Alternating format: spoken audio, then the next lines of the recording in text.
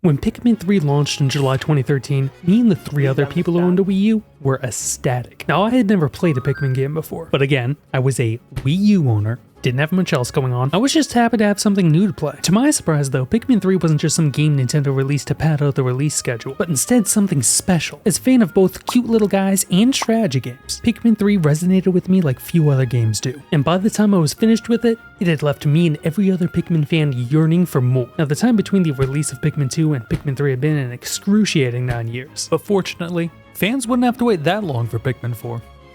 Because they would have to wait 10 years instead. In July 2015, Shigeru Miyamoto did announce that the next Pikmin game was almost complete, a full 8 years before it actually came out. Is it possible that Miyamoto was talking about some other game?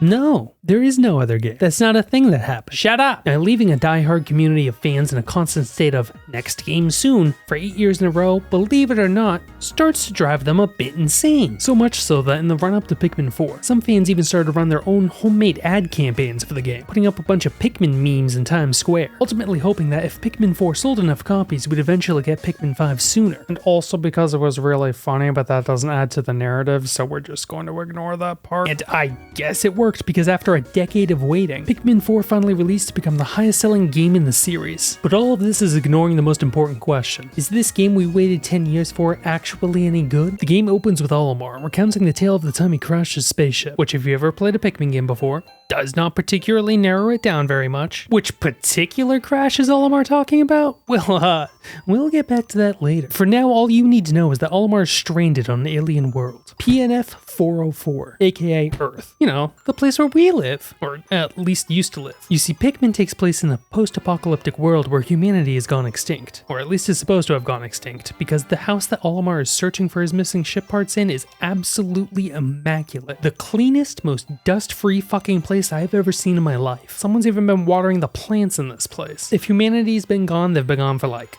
20 minutes tops. Regardless, Olimar finds the Fisher-Price-ass radio he came looking for and uses it to send out a distress signal, along with information on the planet hoping to reach the rescue corps, an elite group assembled to rescue stranded castaways across the galaxy, whose members consist of a brilliant scientist, an expert medical professional, and also a dog trainer. Not really bringing the same level of qualifications as everyone else there, frankly. If I was in charge, I probably would have sprung for a better pilot instead.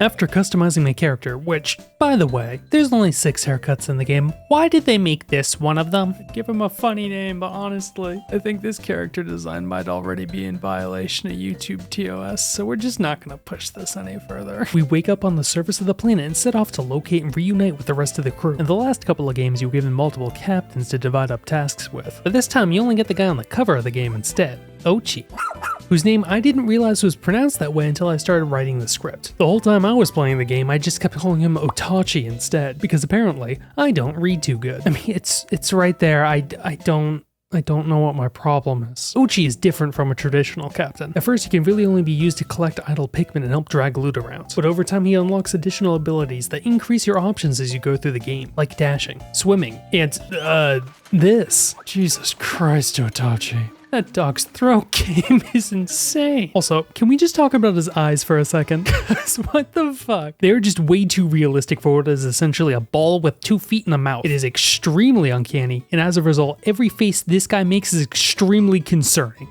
Which is why I love him. He's just so goofy. You know who I don't love though? Colin, the ship's communication expert. You can tell that he's a communications expert because he's the only one that speaks any English in the game. Fishy. What did you just say to me? After spotting our ship, we decided to dig a path over and are forced to just sit there and painfully watch while Ochi slowly digs away forward for us. Fun? So this is a theme throughout much of the early game. So here's the tutorial in the first game. Done. In Pikmin 4, however, everything is explained in excruciating detail. Spend 35 seconds watching a dog dig a hole. Have Colin explain caves to me. Find Shepard the dog handler and save her from some baby bulb orbs. Fishy! Dude, chill. Have them explain that, we're stuck in a cave, before simply walking forward and escaping the cave. Have a cutscene talking about the thing I just saw happen 12 seconds ago. In that cutscene, walk forward 3 feet, and then have another cutscene explaining that, whoopsie daisy, someone forgot to turn off the ship's engine before getting sucked out of the airlock, and now we're out of fuel. Don't worry, we can make more for some rubber ducks we found on the ground. And Game Boys, and this food, what does this thing actually run on? But finally, after, and I am not joking, 35 minutes of listening to exposition and getting called a pussy for it, we finally have our first Pikmin, meaning the real work can finally begin, as we set off to look for Olimar and the rest of our crewmates in the sun-speckled Terrans. When Pikmin 4 launched, Nintendo bragged that this game had more to collect than every other game in the series combined, and while this is true, it feels kind of disingenuous to say. In the first game, you're only expected to collect 1 or 2 things a day, while in Pikmin 4, collecting a dozen things each and every single day is entirely normal, because this shit's just everywhere. It's like Nintendo just dumped all the garbage they could find onto the ground in front of me and said, alright, pick it up. And you know what? I will. If you've never played a Pikmin game before, using these little guys to pick up all the trash off the ground as fast as possible is what this series is all about. They even have a word for it in game now. Dandori. Based on the Japanese word, Dandori. They just chose one word in the script and decided to not translate it. Translated to English, it just means planet. There was no reason not to use the English word here. But leaving a word untranslated and then using that as a marketing slogan is so fucking hilarious that I think this was a great call overall. Listening to Pussy Boy, however, explain the meaning of Dandori to me like he's padding an essay to hit a 500 word limit does make me want to kill myself a little bit, so they get points off for that. How about you, Dandor, don't bother me? I'm honing my craft. In a pretty wild departure from previous games in the series where you had a full squad from the start of the game, Pikmin 4 you instead start with a crew cap of 20 Pikmin. However, after exploring a cave and finding some frozen friends who do exactly what you would expect, along with our missing scientist Russ, we found a way to increase our Pikmin capacity by feeding, this thing to an onion. This is a Floric. You know, like garlic, but an F instead of a G, because it looks like garlic. But it isn't. Get it? Look, no one plays Pikmin games because of their writing, alright? Florics give players a reason to search each level more thoroughly, rewarding exploration with more than just treasure number go up. And although I rather like number go up, because big number make me big happy, the feeling of actually being given more Pikmin to work with as a reward for my hard work does make the Floric a very refreshing new type of trash to pick up. So with a squad bigger and more colorful than ever, we push through to another cavern, discovering a spicy red juice that gives your whole squad of Pikmin an unholy speed and strength boost, only for Ochi to do the most dog thing ever and just drink it off the floor. Oh, that was like 100 doses of Pikmin bath salts. Itachi, that can't be good for you. After reaching the end of the cave, we find yet another missing crewmate of ours. That makes like 4 in the last hour. This game is so easy, we're gonna have everyone back together and... Who the hell is this guy? Yeah, so turns out after Olimar sent out his distress signal saying, "Oh god, please help me, I am stranded, the air is poisoned, there are giants everywhere, I am struggling for my life, please send help." Half the galaxy took one listen and said to themselves, if I went to that planet, I feel like my odds, personally, would be much better than his. I'm just built different. It would go different for me. And to be fair to them, this is technically much different than what happened to Olimar. And so with that, Pikmin 4 introduces us to the series' newest type of treasure to collect. Unconscious human bodies barely clinging to life. Fun! Good news for you though, buddy. Your body's now safely in our trunk, so you don't have to worry about dying alone stranded on this planet anymore. Bad news for you, we're also stranded on this planet. So hope you enjoy doing some high-stakes camping with us until we find our pilot and or run out of food. Haha! After grinding up a few more Game Boys into rocket fuel, we managed to expand the search for our castaway captain since the blooming Arcadia, which is just a children's playground outside of some dude's garden. And oh hey look, there's another castaway being held hostage by a horrible monstrosity who has the same height, clothes, nose, and dog as Olimar. I wonder who that is. You know, I've heard a lot of people say that Olimar's dog is homophobic, but Moss seems like a nice girl. I doubt that she would ever— I know what you are. That could be referring to anything. Regardless, we need to get that castaway back. So we follow Moss and Olimar into the cave. And Moss, no, drop that, drop, what are you doing? Oh.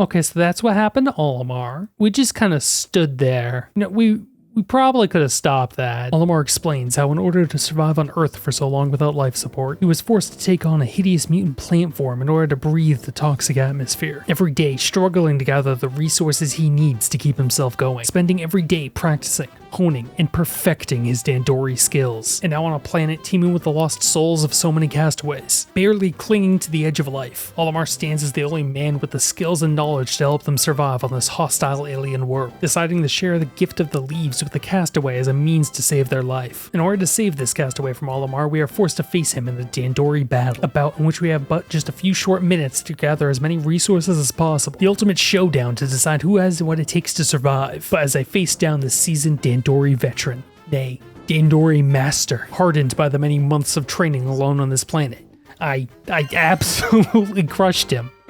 Dude, why are you so bad at this? What the fuck have you been doing all this time? In all seriousness, as someone who just plays Pikmin over and over again to practice picking up the trash as fast as possible, it's actually a pretty fun twist to compete against someone doing the same thing in a head-to-head battle. But one gripe, why do I have to have half of my screen surrendered to Olimar at all times? Like, do I really need to know what he's doing every single second? If anything, after that performance, he should be forced to watch me, not the other way around. After leaving our leaf-laden lad lounging back at the landing and discovering Dingo down in another dark dungeon, we learn more about what Olimar's been up to all this time. As it turns out, that guy wasn't the first one Olimar's abducted. He's been abducting and mutating literally everyone he can find into these plant-like monstrosities. And not only that, but he's kidnapped our ship's captain Bernard as well. Fantastic. These botanical beasts Olimar's been brewing are called leaflings, you know, because they're covered in leaves. This game was in development for 10 years, and that's the best you could come up with, Shiggy? Really? I'm just gonna call them the Dandori, because A, sounds cooler, and B, after being introduced to the onion, they've not only gained a new floral form, but also an unyielding obsession for the art of Dandori, abandoning their previous lives and families entirely, dedicating themselves to gathering the same bits of trash over and over again, trying to improve their time, all in their obsession of mastering the art of using the Pikmin. This is just what Nintendo thinks of Pikmin fans, isn't it? I mean, they're not wrong. When you tell a leafling they're 35 now and they have to take care of their wife and kids instead of playing Pikmin all day, and they just hit you with that Dandori stare. These guys are spread out all over the game, running these Dandori challenges for you to try for yourself, each one with their own unique level. I've seen a lot of people say that they felt these levels clashed with the rest of the game, claiming that having a time attack minigame where you're just given a predetermined batch of Pikmin to collect as much treasure as possible clashes with the rest of the gameplay. My rebuttal is, have you ever looked at the upper left-hand corner of the screen, idiot? Pikmin as a whole is just kind of a time attack macro game. These Dandori challenges are a concentrated distillation of everything these games are about, using the tools made available to you to figure out the most optimal way to gather as much as possible in a given time. You don't need to collect every bit of treasure to win the challenge and rescue the Dandori, but you are rewarded with a platinum medal if you do collect everything. Getting every platinum medal actually took me a bit longer than I expected, and in the end, personally, the Dandori challenges were the most fun part of the game for me, acting as perfect bite-sized bits of what makes Pikmin so fun and unique as a series. In the future, I'd be willing to play a whole game of nothing but these levels, but right now we still have a kidnapper we need to track down. So after impressing my first Dandori with my Pikmin skills so much that he faints from just the excitement, we take the opportunity to abduct him for a second time since he landed on this planet and absconds back to the base. Now technically, we're just here on this planet to save Olimar, so rescuing these guys is just a bonus. But if we bring them back home like this, there's gonna be questions. Like, what the fuck is this? How did this happen? What do you mean you let him do this to them? What are we supposed to tell their families? That's probably not gonna look too good for me. So with our leafy friends in tow, we now find ourselves with yet another mission to accomplish before we can leave this planet. Dispose of the evidence. By finding a way to cure them, of course. It's my job to help them, after all. If I didn't do it, I wouldn't get paid. Fortunately for me, I mean the Dandori, the rescue corps brought along a doctor who might just have a solution that doesn't involve busting out the weed whacker. And sure, they may have fallen out of the stratosphere onto an alien world where they had to survive a week with a plant monster on the loose that wants to abduct and mutate them into one of them, but I'm sure there's a living body next to that distress signal we just picked up from the shoreline. And so, after finding ourselves in a very precarious occupational situation, we set off to the serene shores, a coastal paradise which, first off, wood. Second, I think might be the only level in the Pikmin series that actually changes throughout the day, as at noon every day the tide goes out, allowing you to explore more of the level without needing the waterproof blue Pikmin, which works great for me, because for some fucked up reason they decide to put the blue onion underwater here. Why do they make it so I need the blue Pikmin to get the thing that makes blue Pikmin? Pretty unique level design though. They should definitely do more of these dynamic levels in the future. Oh hey, and Olimar's here too. Oh no. Oh, we just gonna let him get away with the body? Oh no. Yeah, I'm so fucking fired. Your kind will not be welcomed at the pearly gates. Because I let two people get turned into monsters, right? Moss? Why not Moss?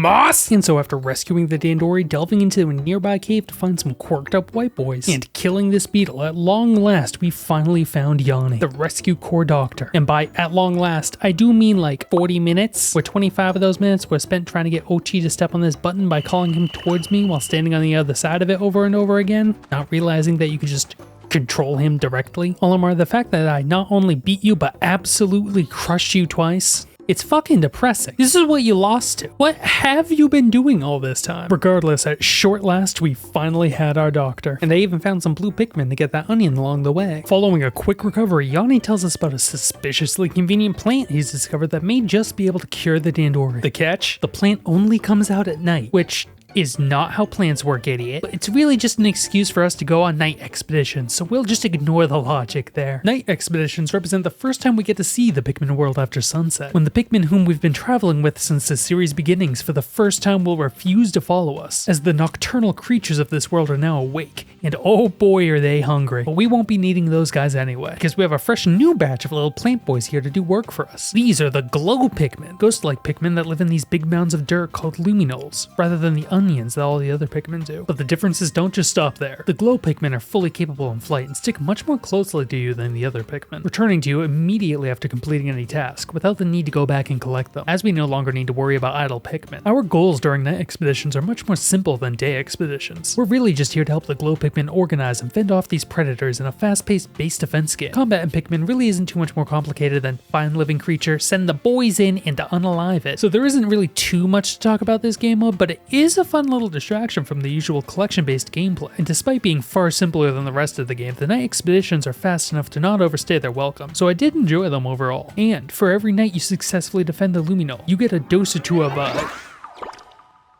that, which Yanni can use to create a cure for a Dandori. For your trouble, you're also awarded with some glow Pikmin seeds, which you can use to spawn in glow Pikmin whenever you're running low on Pikmin in a cave. But for a Pikmin veteran like me, an insult. There's nothing that would make me need to use a crutch such as these. But with a cure discovered and gross negligence charges avoided, we begin to return the Dandori back to normal, one of which is even our pilot Bernard. Also this girl. A streamer who came to this planet in desperate need of content and followers. So true, girl. Remember to like, comment, and subscribe for more content. But with Bernard rescued, the Rescue Corps were finally reunited, leaving us with just our first and final mission, finding a way to rescue Captain Olimar. Oh, and Ochi's tail is a leaf now. How the hell did that happen? But I'm sure that won't cause any issues later. After Olimar's latest defeat, it looks like he was so embarrassed to lose to my dumbass that he ran away entirely, which means we're going to have to find some new trash to grind up to expand the search area before we can find him again. If you haven't picked up on it already, Pikmin 4 is to Pikmin 3 is to Pikmin 2 was to Pikmin 1, meaning whereas the previous game took place in a small handful of tightly crafted overworld maps, most of Pikmin 2 and 4 takes place underground in these caves, in which time will briefly grind to a halt, and focus of your Dandori will switch from racing the clock to preservation of your Pikmin, as finding replacements of the fallen underground is a rare occurrence. However, one big difference between the two games is that while in Pikmin 2 the caves were semi-randomly generated, leading to shit like this, Pikmin 4's caves were actually made by someone who knows how to design a level in a video game, allowing them to feel more like cohesive puzzle-like challenges rather than this random bullshit. What the fuck? That is, of course, except for one cave. The Engulfed Castle. Oh no, I don't like the sound of that name. For those of you familiar with Pikmin 2, this is basically this game's reimagining of the Submerged Castle. And for those of you who haven't played Pikmin 2, it's just like any other cave in the game, except when you spend too long on a floor. Oh no. This cave is a frantic scramble to make it through as fast as possible, all while being pursued by the Water Wraith, a relentless, invincible enemy hell-bent on hunting you down and crushing your Pikmin under its rollers. Fortunately, for an experienced player such as myself, the Water Wraith isn't a serious threat. Unfortunately, for an absolute idiot such as myself, everything else in the game still is. Fortunately, I never make the same mistake twice. Now I know, when you see one of those guys, just back away and let him take care of himself. Oh no, this ledge is one way. Alright, you know what? Fuck this. With just 5 Pikmin left, I was forced to abandon the remaining treasure and move on towards the end of the cave, where I was rewarded with the Water Wraith's one weakness, purple Pikmin, who are so fat and heavy that they let out a shockwave that literally drags him into our dimension upon hitting the ground. And you know what? He may not have killed my Pikmin himself, but I had to take my anger out on something, alright? And so after picking up my free copy of Wave Racer for the GameCube, we finally had enough fuel to expand our search range to a nearby structure. And oh hey, it's that place from the beginning of the game. And oh no. She's here. Colin, help. Boss is coming after the Rainbow Squad. Send backup.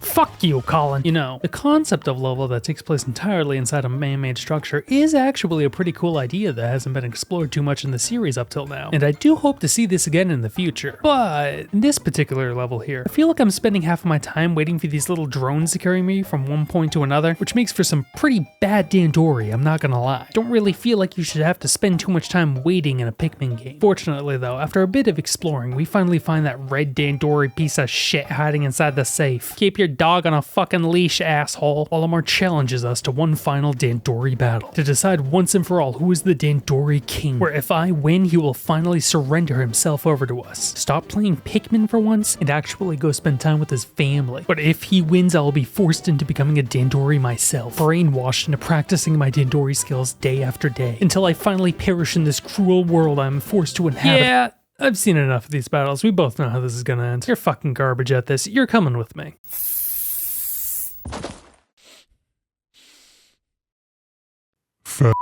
Oh, so that's why everyone's calling her homophobic. Yeah, no, yeah, I see it now.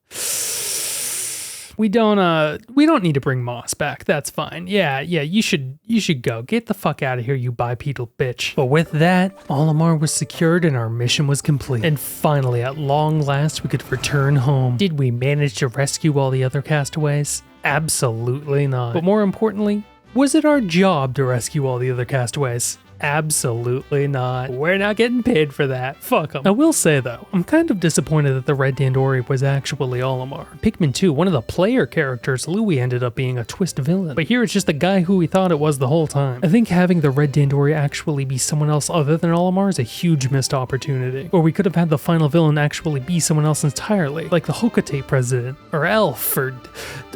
Oh no, not again. God, the game's not over, is it? Oh God, Louis teaming up with Moss. Oh God, they're gonna be such a bad influence on each other. You know what? No. Maybe they'll learn to be better from each other. Maybe it'll all be fine.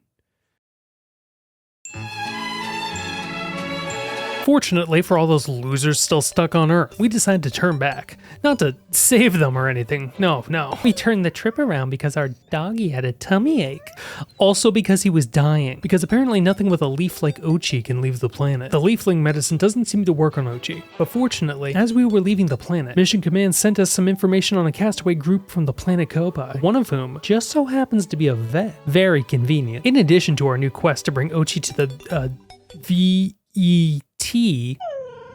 with Olimar finally healed up and on our side, he can now tell us the story of how he got stuck here on this planet in the form of an entire reimagining of Pikmin 1 based on remixed Pikmin 4 levels. And I do mean an entire reimagining. Just like the first game, you have to collect the 30 missing ship parts of Olimar's ship before his life support fails. And you even get to see how Olimar meets Moss. Here you go, little buddy. You're one of the good ones. Turns out after collecting all 30 missing ship parts, he actually did manage to escape the planet successfully. However, that dumbass Moss stowed away on the ship and began to die as they left the planet, forcing Olimar to turn around, at which point he loses his life support upon crashing to Earth a second time, leading to the events of the main story. Interestingly enough, Olimar confirms that in this trip it's the first time he's actually seen any of the Pikmin, meaning that in Pikmin 4, Pikmin 1 through 3 never happened. That's right, Pikmin 4 is a hard reset of the Pikmin story, entirely independent from the rest of the series. Would anything had to have been changed about Pikmin 4's story if it was just the 4th time he had been to the planet? No, not really, no. I'm not really sure why they felt the need to do a hard reboot of the series here, honestly. Maybe they just wanted to save Olimar the embarrassment of having crashed on the same planet 5 times in 4 games, but who knows. Regardless, after Olimar teaches my dog to swallow and spit, we set off on our new mission to find the vet in the Giant's Hearth, which is just some dude's grill. By the way, can we talk about this dude's fucking property? This shit is amazing. This dude has a grill patio, a play garden, a regular garden, and even a private beach all in separate areas. This guy had it fucking made in life, except for the whole extinction of the human race thing. But hey, well, you know, win some, you lose some. Oh hey, there's Louis. And he already has one of the Kopaites we're looking for. See, I knew him and Moss could turn a new leaf. For newcomers to the series, Louis is Olimar's co-worker from Hocotate Express, who's generally more interested in eating everything he can find rather than doing his job, and I do mean everything, which, relatable. But things here are different in Pikmin 4, because not only is he here on a mission to save Olimar, but he's already saved this Kopaite too. A true hero. Wait, no. Where are you going with her? Oh my god. He's going to eat her, isn't he? Rather than giving chase immediately, I decided to explore the area a bit, cause it's a Nintendo game, she'll be fine. And while looking in a cave, I even ended up saving one of the other Copites instead, Dawn, who confirms to us that, yup, the 2 women he was traveling with have been abducted. Please stop fucking around and go help them, it's literally your job. So after realizing he essentially ran off with my paycheck, I give pursuit to Louis, who when I finally confronted him, just kinda stood there indifferent to the situation he had created, all before challenging us to a Dandori battle to determine who gets to keep the woman. Which, Louis? What do you want this unconscious woman for, Louis? This is somehow the worst thing you've done in the series so far, and you have tried to kill Olimar before. Let me tell you though, Louis might act like a slacker, but man, this Dandori battle was not easy. He's way better at this than Olimar, even with his months of training, which I don't know whether that says more about Louis or Olimar, but either way, I barely won this battle, so for my own pride, I'm just gonna say that Louis is a natural-born Dandori god. Yeah, that's it. He's just really good. After securing York from Louis, she confirms to us that, yup, Nelly the vet is still missing. Thanks for the info, York. And so we expand our search. One final time to the final area of the game, the Primordial Thicket. It all comes down to this. For the sake of Ochi, and more importantly, my paycheck, will we be able to find Nelly in time to save her? Yes. She's right there with Louis. Louis, we just did this. We both know what's going to happen here. Just give me the woman. We can feed you, Louis. Louis, please. Oh my god, Olimar, what is this guy's problem? The Primordial Thicket is actually a pretty unique level in Pikmin 4, being that it's the only one like all the other games in the series, taking place in what appears to be the wilderness rather than some guy's property that's magnificently well maintained despite the fact that, again, humans are supposed to be extinct on this planet, and this wilderness reflects in the level design. The ground is covered in poisonous mushrooms and bosses roam the area freely, really cranking up the difficulty for this final level. Honestly, it's probably my favorite area in the game. However, we're not here for sightseeing, because that vet is nearly within our grasp. We just need to get her out of mosses first. And so after tracking down Louis again, we face him in one final Dandori battle. Now, I'm not gonna lie, I really struggled in this battle. I mean, I won, but not by outperforming him and collecting, oh no, but rather instead by sabotaging what he had already collected by delivering bombs to his base. I thought this was actually pretty clever until the literal victory screen came up and said, huh. Okay. I don't know how, but I somehow managed to even disappoint the game itself by relying on gimmicks to beat a children's video game. But if the game's disappointed with my victory, imagine how Moss must feel being stuck with the guy that lost to that shit. As Louis runs off, Moss surrenders herself to us in shame, and we take Nelly back to the base to begin development on a cure for Ochi's tail. Nelly quickly determines that in order to create a cure, all we need is to mix some luminol juice with some DNA from an uninfected dog, which, looking at the 2 dogs we have, our prospects are poor. Serendipitously, however, turns out that finding one isn't an issue at all, as Nelly originally was abducted not by Louis, but a third, as to now unseen dog. Louis just kind of abducted her a second time after befriending the giant dog who originally kidnapped her. Suspecting that Louis might still be with the dog, Olimar suggests trekking Louis' scent, which ends up leading us to this fucking cave. A cavern for a king. This is the final cave in the game. Ruthless. 20-floor gauntlet, revisiting almost every boss we've faced up until now in our pursuit of Louis, including an old fan favorite. Oh no.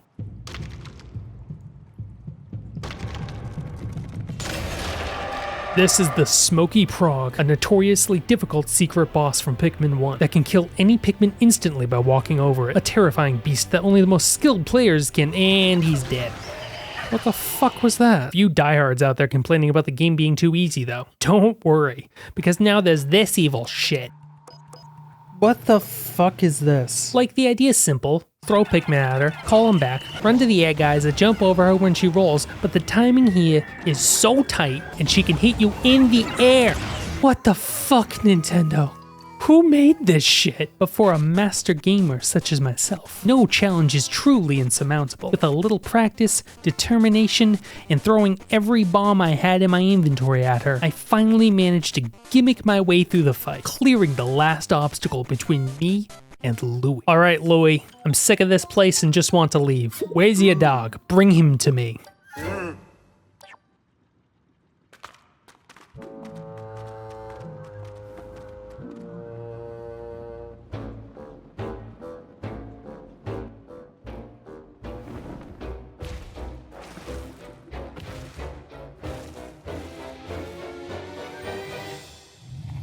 Oh. Oh no. Alright, I changed my mind. I no longer want you to bring him to me. I don't need it anymore. Ochi, you're living on Earth from now on. Good luck. This is the final boss of Pikmin 4. A 5-stage marathon fight against the ancient Sire Hounds, with each stage bringing a different elemental hazard that only certain Pikmin can disarm before opening up an opportunity to attack. The music here is also crazy for a Pikmin game. Entirely different from anything we've heard up until now in the series. Really making you feel like for the first time, you are not in control here. Louis is. The usual orchestral soundtrack only chiming back in when the boss's weak point is exposed. Is the song itself actually any good?